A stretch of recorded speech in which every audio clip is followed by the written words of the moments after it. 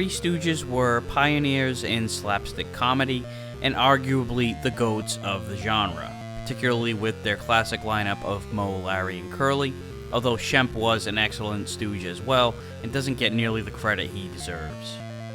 Their popularity and relevance held for generations, so much so that in 1987, over 65 years after the formation of the group, a video game based on them was released for the Amiga. An NES version of the game was ported out 2 years later, and that's the version I'll be talking about in this video. It starts off with a Ghostbusters 2 title screen. What the hell?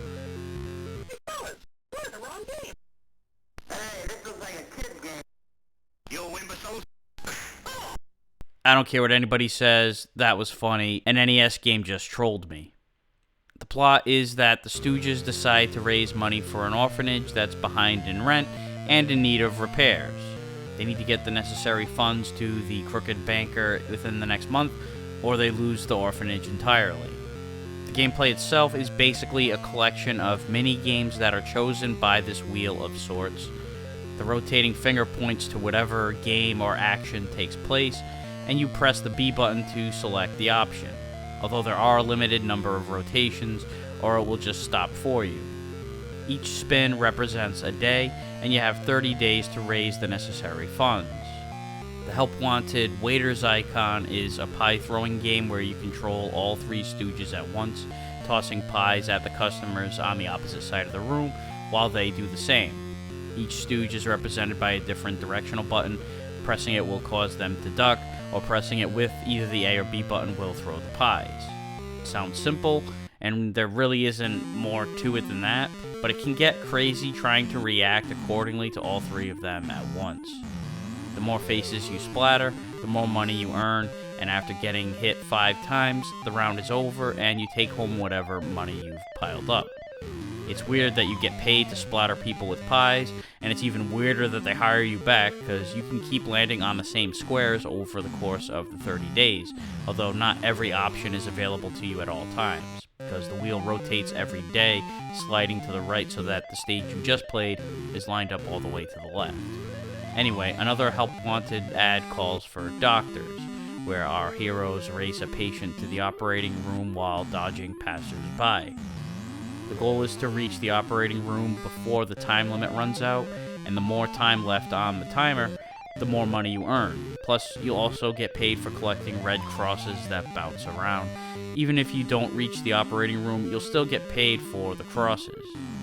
Again, a very simple mini-game, but it does force you to balance the conflict of racing to reach the end as fast as you can, or slowing down to prevent collisions and collecting more crosses, as you can use the directional buttons to control your speed.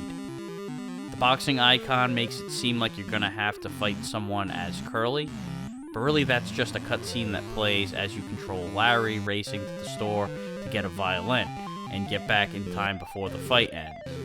That seems completely asinine, but it's actually based on a Three Stooges short film where this exact sequence plays out. In fact, they used an image from the film as a little segue. You have to weave your way between obstacles or jump over them, and it kind of has a similar inner conflict as the Doctor stage where you're either racing to beat the clock or holding back to avoid collisions. The shit pops up so fast when you're speeding up that you basically have no chance to avoid it, unless you memorize the whole stage, which is really a waste of your brain. The side angle also makes it tough to gauge what's directly in front of you. It's definitely the most annoying stage in the game, and my personal least favorite. In the cracker eating contest, you play as Curly. You move the spoon to pick up and eat as many oysters as you can before the oysters in the soup do. What? If an oyster beats you to the punch, you'll often get this quick cutscene of Curly making one of his weird noises. It interrupts the flow of the gameplay, but how can you be mad at this, seriously? The digitized voice samples in this game are actually really good for the NES too, by the way. The controls in this mini-game, though, are kind of stiff. It doesn't feel as much like a fast-paced cracker eating contest as it should. The more crackers you eat, the more money you get, as I'm sure you expected. Then there's a trivia mode where you're asked a series of Three Stooges related questions, and the more you get right, the more money you get. It's an odd fourth wall break here that these guys are answering questions about their own lore, but this is the Three Stooges we're talking about, where nothing has to make sense. You can take advantage of the fact that you'll sometimes get the same questions when you land back on it again later. It doesn't keep track of what questions the game has already asked. If you land on the Stooge icon, you'll play a game where you control Moe, and you basically beat the shit out of Larry and Curly. And there's a meter in the back that will tip the scales with each hit toward slower or faster. If you connect your attack, it slides towards slower, and if you miss, it goes towards faster. The game ends when the meter fills to one side or the other, and the reason you want slower to win is because it will slow down the speed of the wheel spin, and it's easier to pick the icon you want.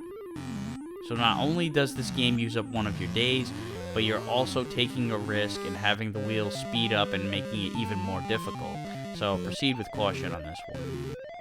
There are others which can be detrimental too, like the mousetrap, which snaps on your finger, and after 5 mousetraps, the game is over. But what is interesting is that it basically ends your month, and whatever money you have goes toward the orphanage. So you can beat the game after landing on too many mousetraps without having to risk losing any money the rest of the month. If you land on this guy, who is the banker we talked about, you'll get a message from him. It turns out his name is I Fleecem. He either finds you for breaking the bank safe, even though nothing actually happened, or he sends you a letter taunting you that you'll never get the money. He obviously has some shady deal planned for the land that the orphanage is occupying. It's completely random as to which one of these happens, but since nothing good can come out of it either way, there's no reason to want to land on this shyster. The safe icon can also lead to the fine for breaking the safe, but you could also collect money for returning it. Like the banker, this is also randomized. One good item you can land on is the money, which simply leads you to a bag of money, easy peasy. There's also a question mark, which will randomly choose a bag of money, the safe, or the letter from I Fleecem. And the pointed finger does absolutely nothing. You get another spin of the wheel. At the end of the month, or after too many mousetraps, you bring your funds to the orphanage, and there are different endings depending on how much you have. If you get less than 5,000, the orphanage is fucked. If you get over 5,000, it takes care of the orphanage's rent, but not the repairs. Over 10,000 takes care of the rent and the repairs, and over 20,000 takes care of the rent and repairs, and you get to marry 3 of the owner's daughters, which may be a blessing or a curse. There's no way to know right away. One thing we do know, however, is that this game leaves a lot to be desired. The graphics and sound are pretty good, but that's about it. The concept is okay, it's something different, but it falls flat on its face worse than a backhand from Moe to Curly.